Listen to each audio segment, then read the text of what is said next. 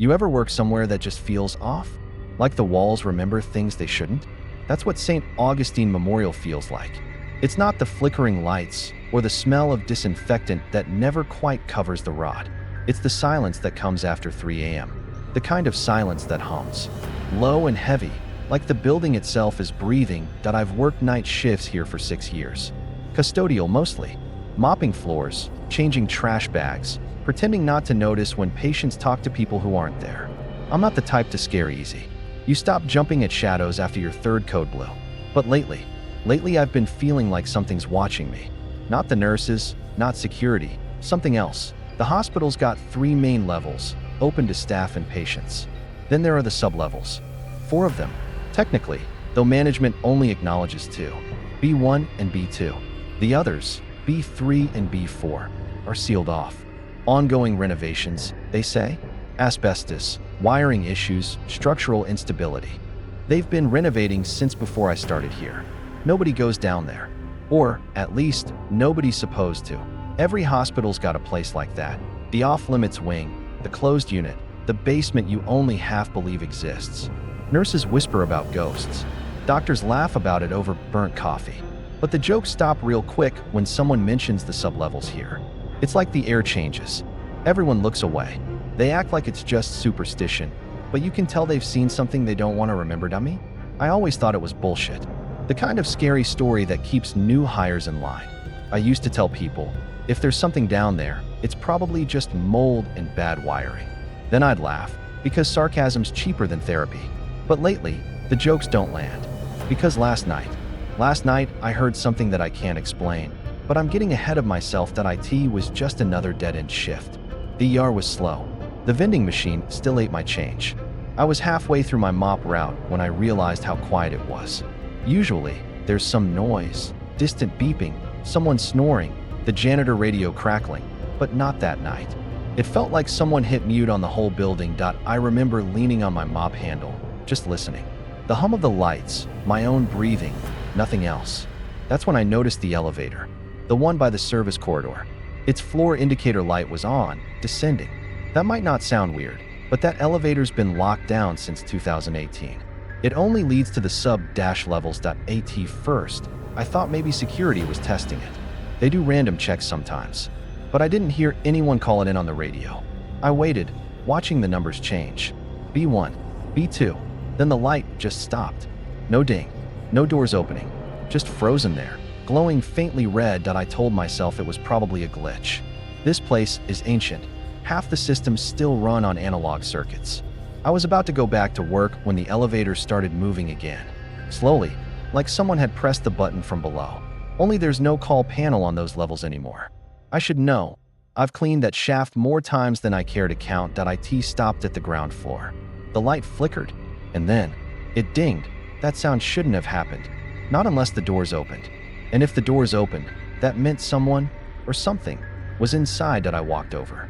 My stomach was tight, but I didn't want to look scared.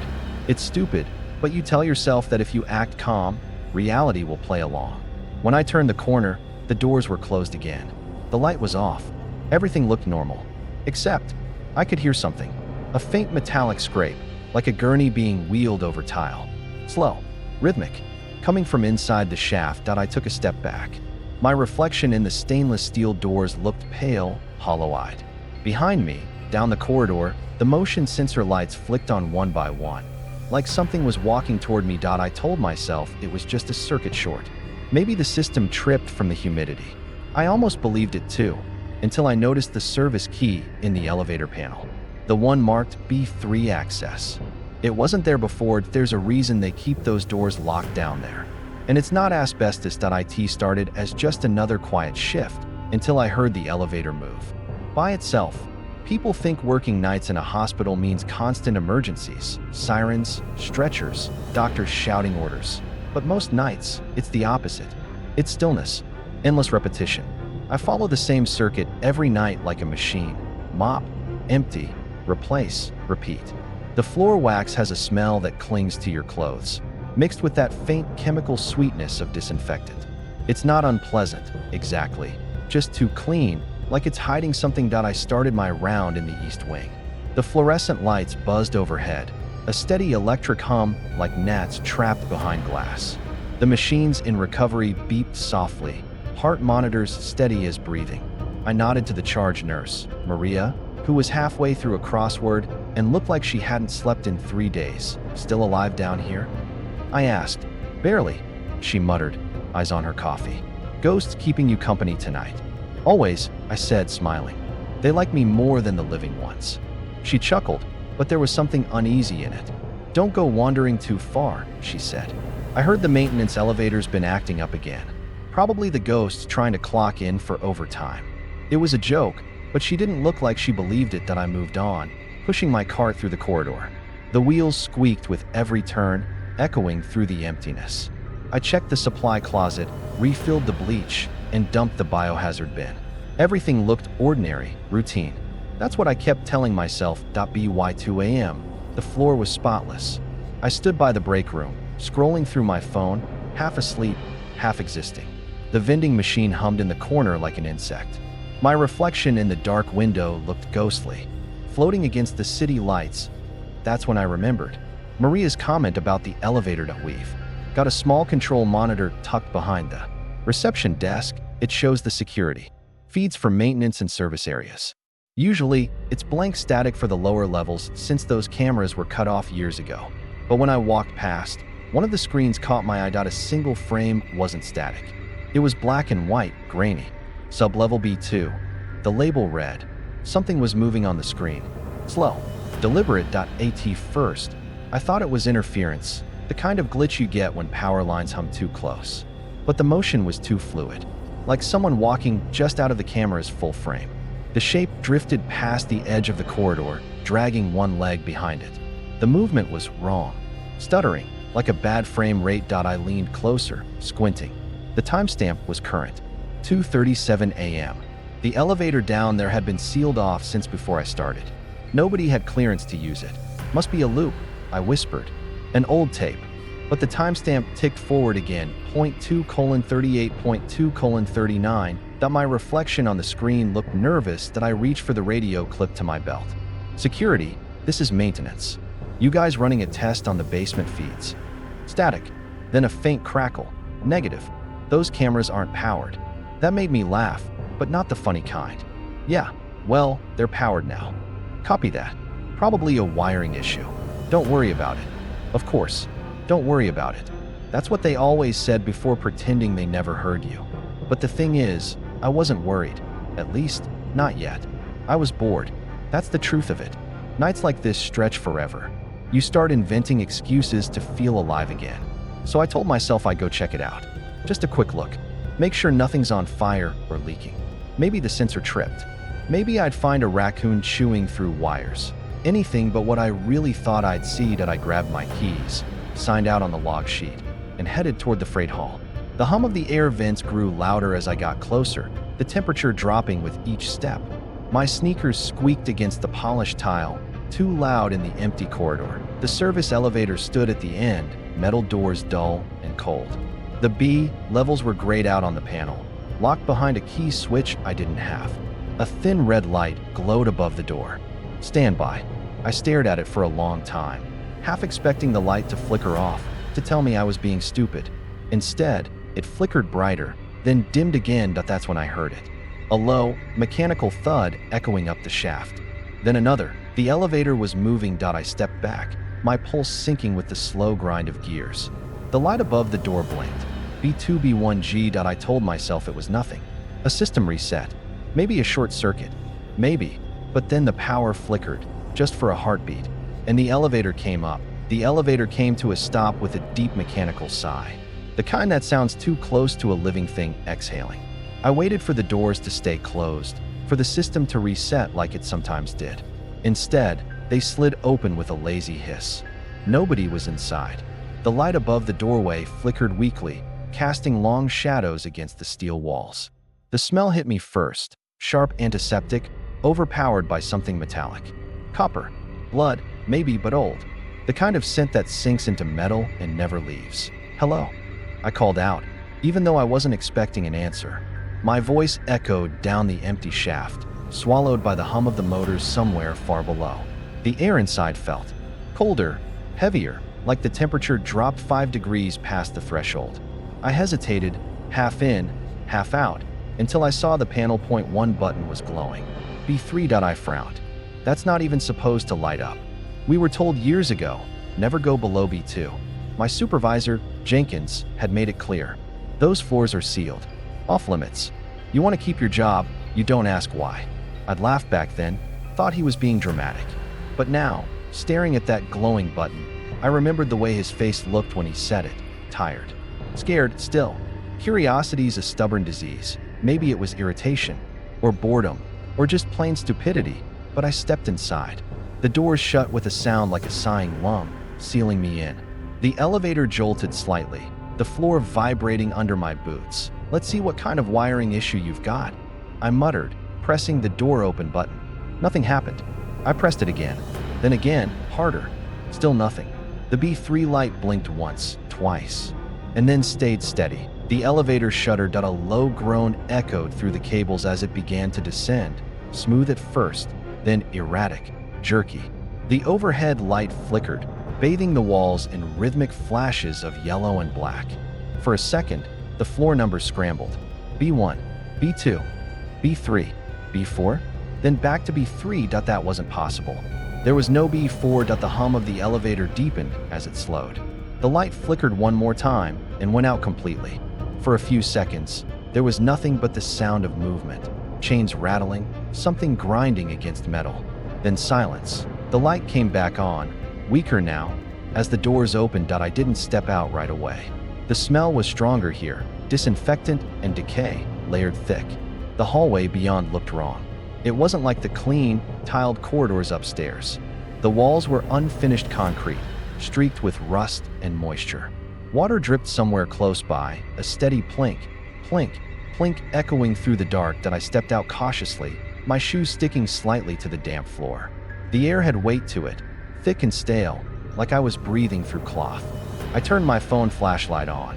Its small beam cutting through the shadows. The IT looked like part of the level had once been a construction zone. Half-built walls, exposed pipes, sections blocked off with warped caution tape. But the rest looked like something else. A morgue, maybe. There were gurneys lined up along the walls, their wheels rusted into place. Sheets draped over shapes I didn't want to identify. Each door I passed had faded labels. Research storage. Biohazard. Restricted access. The hairs on my arms stood up. Every instinct told me to go back. But my curiosity kept me moving. I wanted to know what they were hiding down here. What was worth sealing off an entire floor? That's when I heard it. A faint whisper, just beneath the hiss of the air ducts. It wasn't words at first, more like the sound of someone exhaling right beside my ear. I spun around, my flashlight sweeping across the hallway. Empty. The sound came again, clearer now. Don't go. I froze. My throat went dry. I shone the light toward the nearest door. The sound came from behind it, soft, rhythmic breathing. Someone, or something, was on the other side. I stepped back, bumping into a gurney.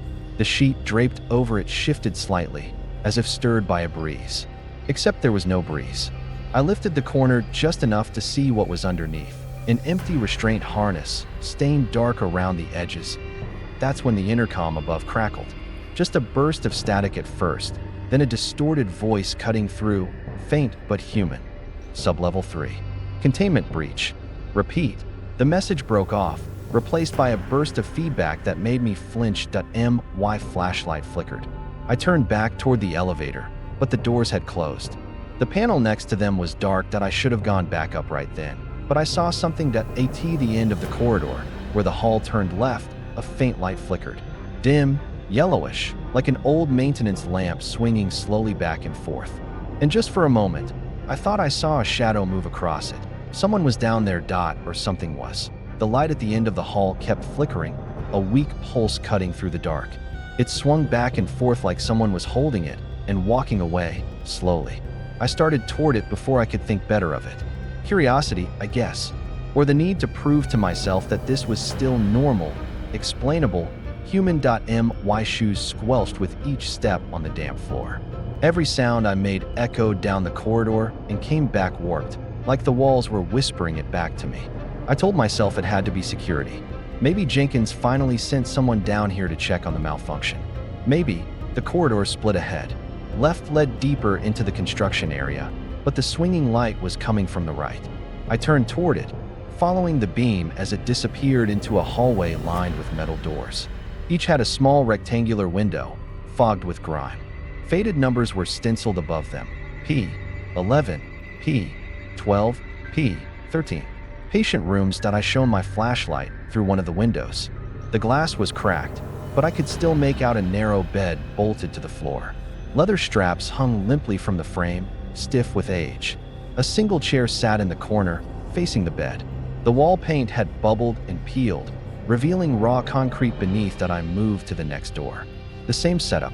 The third, though, P13, had its doors slightly open.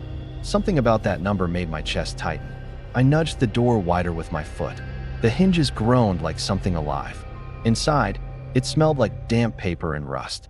My flashlight beam landed on a small metal table.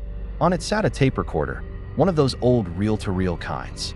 The reels were still turning, slow and steady, though no one was there to run it. A voice crackled from the speaker. Session 14. Subject unresponsive to sedation. Displays elevated vitals during auditory stimuli. The voice was male, clinical, but tired. The kind of tone that comes from years of pretending you're in control of something you're not. There was a pause. Then a faint exhale. Someone on the tape breathing too close to the mic. Subject 19 continues to manifest the same patterns. Visual hallucinations. Motor tremors. Verbalization of the tape clicked. Then the voice distorted. It was subtle at first, a hiss under the words, like a second voice whispering at the same time. Then it deepened, warped, the sound dragging like something inside the tape was alive and struggling to get out. The man's tone changed. He wasn't talking anymore. He was screaming. I stepped back, heart hammering. The recorder kept spinning. Through the static came a low growl, stretched and unnatural. It wasn't human. It wasn't even animal. It was wrong. I fumbled for my phone, switching to video. If you don't believe me, I whispered, I still have the recording. I swear it was real. The sound cut off mid-groan. The reel stopped spinning. Silence. Then, from the hallway outside, something scraped. Metal on concrete. I turned off the flashlight. The darkness pressed against me like a weight. I held my breath, listening. The scrape came again, closer now. A dragging step. Then another. Slow, deliberate. I edged to the door and peeked out. Nothing. Just the flickering maintenance lamp. Still swaying slightly. But there was movement, barely a blur, behind one of the frosted glass panels across the hall. A tall shape shifting just out of focus, like it was pacing. I lifted my phone to record, but the moment I did, the movement stopped. My reflection stared back at me in the dirty glass, pale and wide-eyed. Then the reflection smiled. I stumbled backward. My flashlight rolled across the floor, beam spinning wildly as it landed against the far wall. The reflection was gone. My phone vibrated in my hand. A notification, though I hadn't touched it. The screen lit up with a video thumbnail. Rec 2:41 a.m. B3 footage. Except I hadn't hit record. The hallway was silent now. Even the dripping water had stopped. I could hear my own heartbeat thudding in my ears. I turned slowly, shining my light back toward the patient room. The tape recorder was gone. The table was emptied. A faint crackle buzzed overhead. The intercom. At first, it was just static.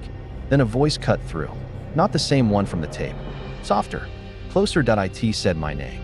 Through the intercom. My legs went weak. The sound was coming from somewhere just above the ceiling tiles, crawling along the wiring like it was searching for me. I ran my light over the corridor, but every vent, every shadow looked the same. Waiting. Who's there? My voice came out smaller than I meant it to, static. Then, the same whisper, don't go. I turned toward the elevator at the end of the corridor. The doors were still sealed shut, the panel dead. My hand shook as I pressed the button anyway. No response. Behind me, glass shattered. I spun around to see one of the patient room windows fractured, a spider web of cracks spreading across it.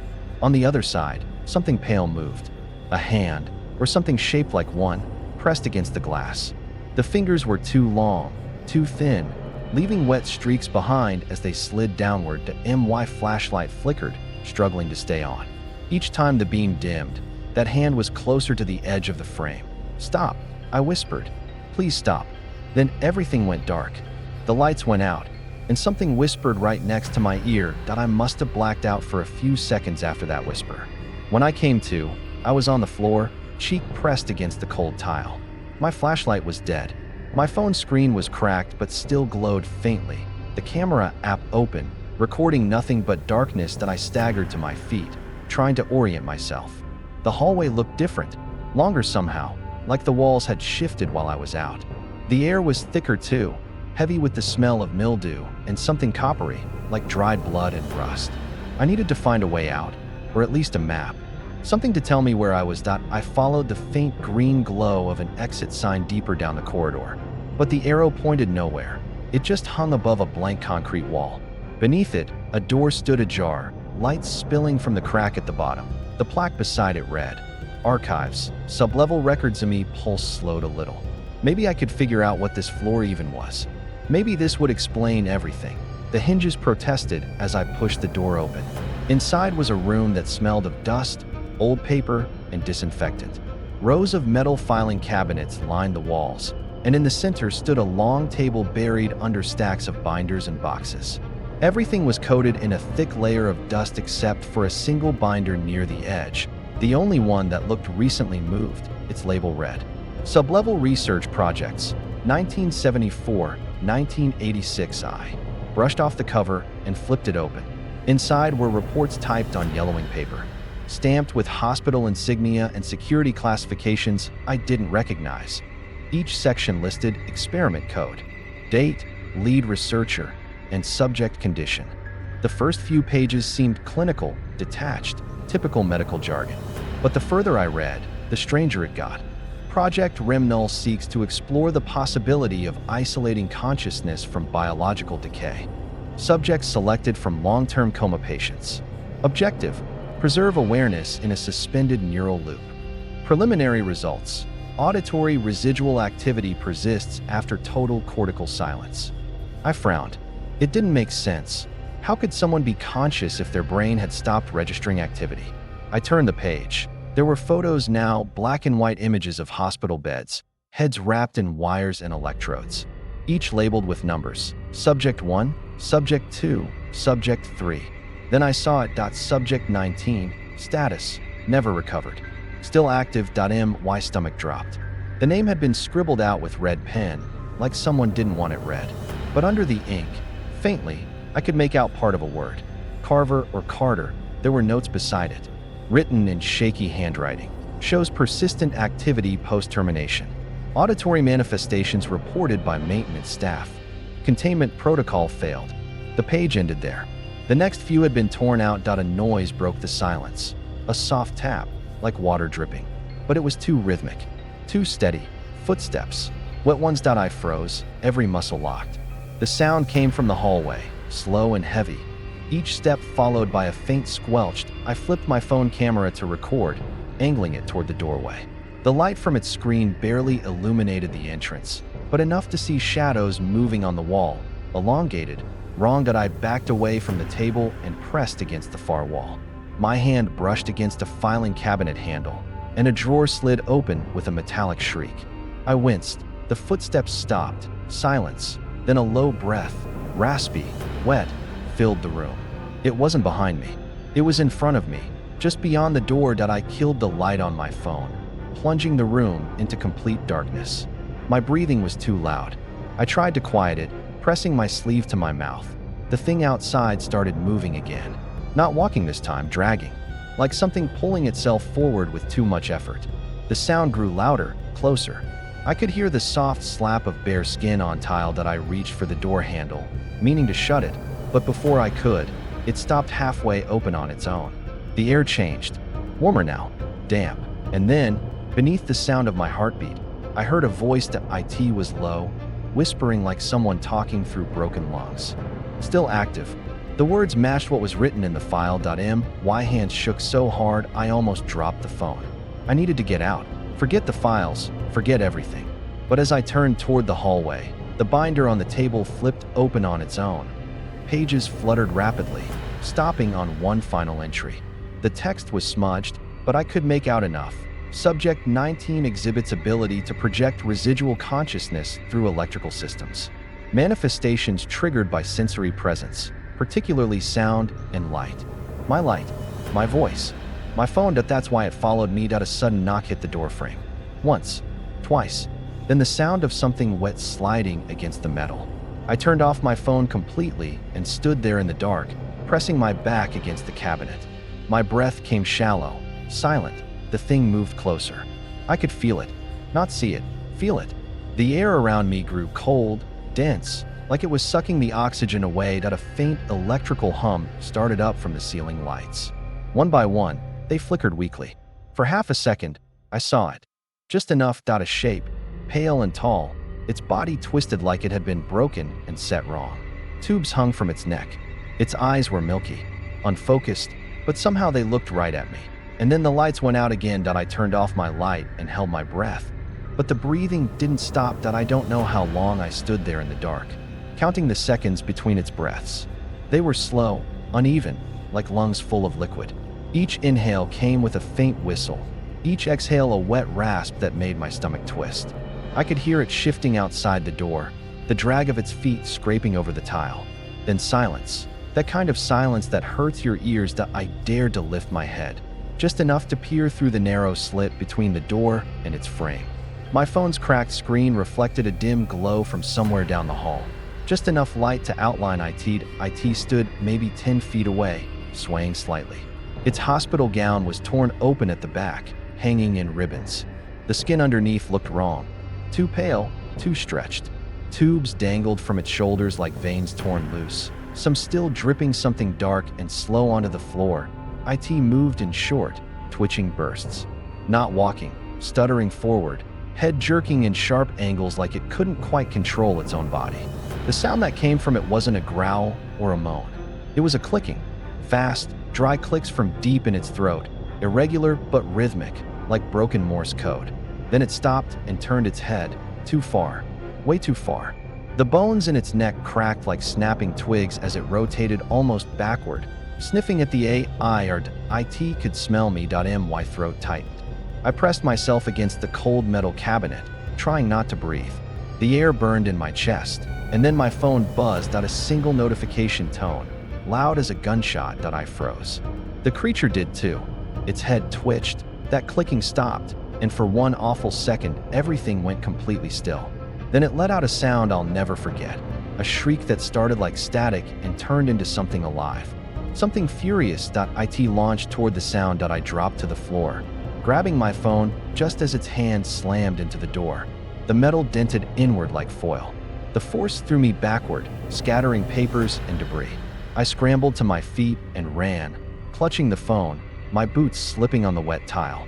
Behind me came the screech of metal ripping apart. The hallways blurred together. Identical corridors, half-lit signs, doors that led nowhere. My flashlight stuttered, the beam flickering like a dying pulse. Every few seconds, I'd hear it behind me. Those footsteps that weren't quite footsteps. Uneven and wet, slapping the ground too hard. Somewhere, an alarm started blaring, a long, mournful tone that echoed through the sublevel like a heartbeat. Red emergency lights pulsed on the walls, washing everything in a blood glow. I turned a corner and nearly slammed into a gurney blocking the path. On it lay a figure under a sheet. I didn't look. I didn't need to. I vaulted over it, panting, chest on fire. The elevator. I could see the light from it at the far end of the corridor, doors half open. I sprinted toward it. Then the power flickered again. The lights dimmed to black, the alarm cut off. And in the sudden silence, I heard a scraping sound above me. The vents. Something was in the vents. The metal panels rattled, then dented outward as if something massive was crawling through. Dust rained down on my head. I stumbled into the nearest door and slammed it shut behind me. The sign on it read, "Cold storage, morgue." The temperature dropped instantly. My breath came out in visible clouds. The air smelled like bleach and something older, something dead. Rows of freezer drawers lined the walls. I didn't think. I just yanked one open and climbed inside, pulling the heavy door shut behind me. Darkness swallowed me whole. It was like being buried alive. The metal pressed against my back, ice biting through my clothes. I forced my breathing to slow, muffling it with my sleeve. Then I started recording again. My voice was shaking so bad it barely sounded like me. "If this cuts off," I whispered, "someone needs to tell them what's down here. There's something in the sublevels. Subject 19 isn't a file. It's real." Something slammed against the morgue door outside. Once, twice. The metal rang like a bell. I bit down on my sleeve to stop from screaming. Another slam, harder. Then the rattle of handles being pulled open. It was checking them, one by one, each drawer sliding open with a screech of metal, then slamming shut again. It was listening. I pressed my palms over my mouth, trying to keep the sound of my heartbeat from echoing in that tiny coffin of steel. Then it stopped at mine. Silence. The handle moved. Just an inch. Then another. The door creaked open slightly, letting in a sliver of red light from the emergency lamp outside. I saw its silhouette against the glow, bent forward, head twitching in small, insect-like jerks. Its face hovered inches from the gap that I couldn't see eyes, just black hollows that seemed to drink in the light. It sniffed the air, long and slow, and then, as suddenly as it came, it moved on. The drawers rattled again, this time faster, frantic, searching, angry. I could hear the wet slap of its hands on metal. Then a crash as something heavy toppled over. I waited. 10 seconds. 20. 30. Then nothing. I didn't dare move. My joints were locking from the cold. I kept whispering to myself, "Wait 5 more minutes. Just 5 more. That's when I heard it again. Above me. A metallic thud, followed by the low groan of bending steel. The vents had gone up. I thought it was leaving. I thought it was over. Until I heard the scraping directly above my compartment, the unmistakable sound of metal warping, bolts popping loose. Then came the whisper. Not through the air this time, but through the metal itself, vibrating against my back. Still active. My teeth chattered. I pressed myself deeper into the cold, every muscle screaming to move, to run. But I couldn't. The vent gave one last creak, and then silence. I counted to 60. Twice, then, slowly, I pushed the drawer open and crawled out. The room was empty.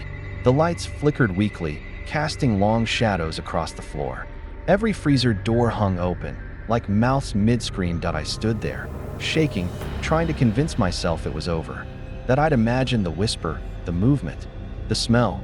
But as I turned toward the exit, the emergency intercom crackled to life overhead. A single voice came through. My own. Playback from the recording I'd made inside the drawer. "If this cuts off, someone needs to tell them." Static. Then that same clicking sound filled the air.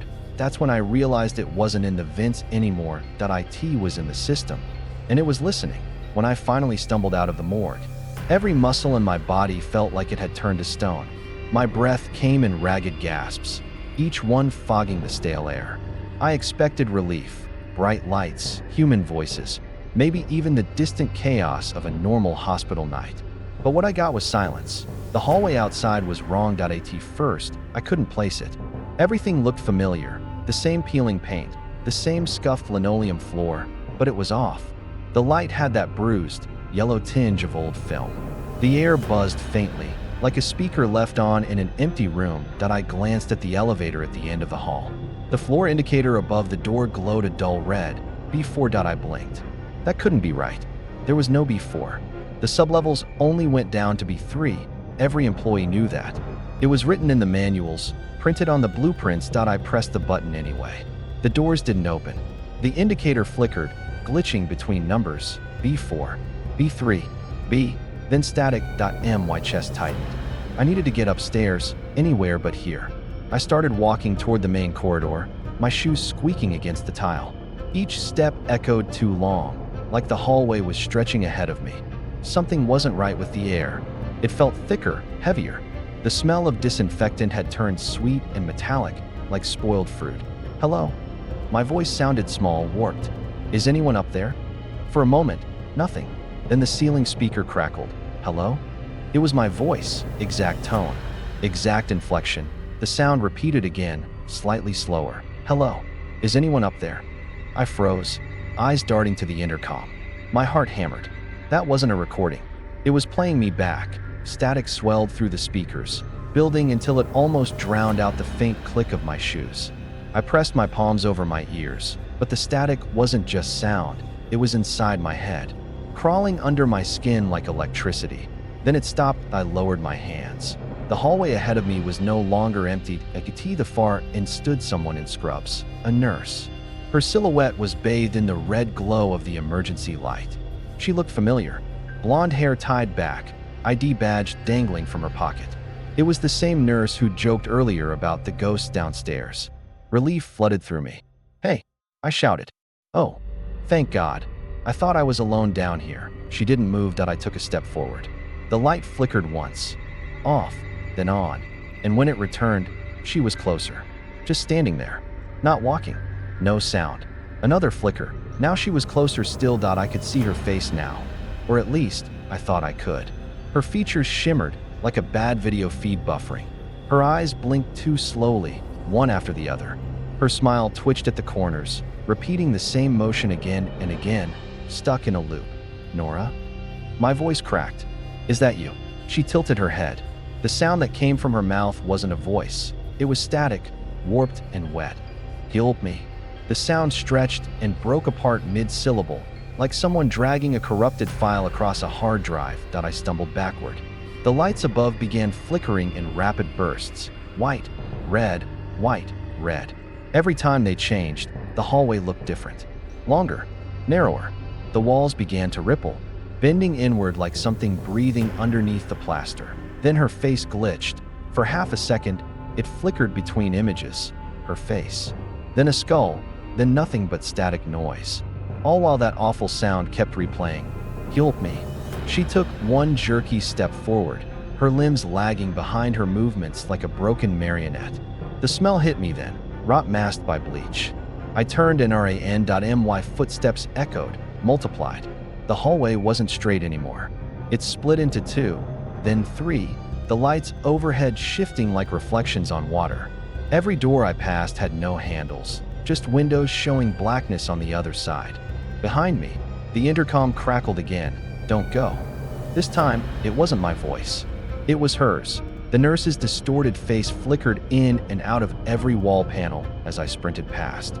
Like the building itself was replaying her image. Something in my brain screamed that I needed to find stairs, something physical, something real. I rounded a corner and spotted the sign, "Stairwell exit." I bolted toward it. My shoes hit something wet, and I nearly slipped. Looking down, I saw a streak of dark red trailing from the ceiling vent to the floor, blood. Fresh, and dripping from the vent above came that faint, impossible clicking sound. Subject 19. I ran faster. The stairwell door was right ahead. I slammed into it shoulder first, burst through, and froze. There were no stairs. Just an empty shaft plunging into darkness. I stared down. Somewhere far below, something moved. My breath hitched, every part of me screaming to get away.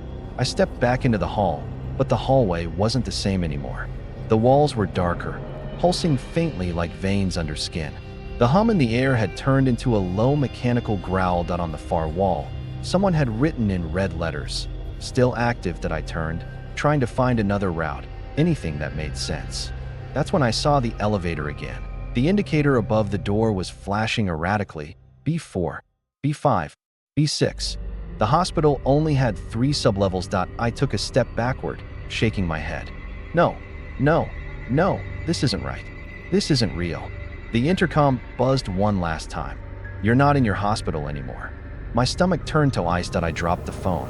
It hit the floor, and the screen lit up for half a second, just long enough to reflect what was standing behind me. Pale, thin, mouth open too wide. The lights flickered out completely. I ran for the exit and found the door sealed in concrete. If you're watching this, I need you to listen. Don't skip. Don't scroll. Just listen. My name doesn't matter anymore. What matters is where I am. I'm still in the hospital, or what looks like it. I don't know how long it's been. Hours, days, maybe weeks. Time doesn't work right down here. The clocks don't tick. The power flickers in loops. And when I check my phone battery, it's always at 1%, but it never dies. If you've read my previous posts, you know this isn't the first time something's happened here. We used to joke about it. The rumors, the disappearances, the late-night renovations. I even posted once about a sound I heard in the vents. People thought it was creepypasta. Hell, maybe that's why you're here now, to see if this is just another story. It's not. There are more sublevels than they ever told us. B3 isn't the bottom. Not even close. That I've seen elevators that don't appear on the schematics. Doors that only open when the lights go out. Corridors that stretch farther every time I turn around. The hospital is alive. I don't know if it's the building or if it's them, the ones from the experiments. But something here remembers. It learns that IT listens. Every time I talk, the intercom hums. Every word I say gets fed back through the walls, distorted, repeated, like it's studying my voice, mimicking it. Sometimes it speaks first that I can't tell if it's trying to communicate or if it's mocking me. But I know it's aware. I hear it breathing through the pipes. I feel the pressure in the air shift whenever I say its name. Subject 19. That's when the lights dim. That's when it moves. That I've tried every stairwell, every elevator, every service hatch. They all lead back here, to the same hallway, the same flickering bulb outside the morgue. It's like walking in circles inside someone's nightmare. And I'm leaving this recording for whoever finds my phone. Or if you're hearing this online somehow. I don't know how far it spreads. Maybe the system uploads things now. Maybe it uses our devices to reach people. To reach you. If it does, please, don't come here. Don't try to check it out. Don't send urban explorers or ghost hunters. You'll just feed it. It wants eyes on it. It wants attention. That's how it spreads. There are files in the archives, old reports. They talked about neural loops, about trapping consciousness in suspended awareness. What if that's what this is? Not ghosts, not demons, just consciousness without a body, bleeding through the power lines, looking for something warm to crawl into.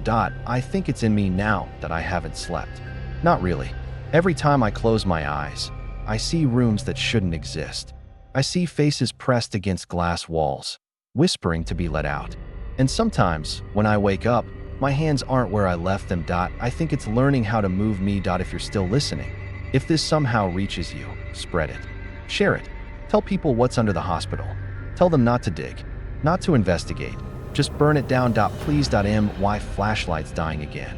The air feels different, colder, like before. The hum in the walls is back, deeper this time. Like something big is moving below. There's one thing I haven't told you. When I was running earlier, I passed an old generator room. There was a panel open, manual override for the elevators. It listed 6 sublevels. 6 that I've only been to 4. That means there are 2 more floors I haven't seen. 2 more places they locked away whatever they couldn't kill. I think it's coming up. Hold on. A faint ding echoes in the distance. That's the elevator that's moving again. I can hear the cables creaking through the shaft. Slow and heavy, like something's pulling itself upward. If you're watching this, and you hear that sound, run. Don't wait. Don't look, because it's not just me down here anymore. Another ding. Louder. Closer. There's a shadow outside the window. The lights are flickering. It's outside the door again, in transmission.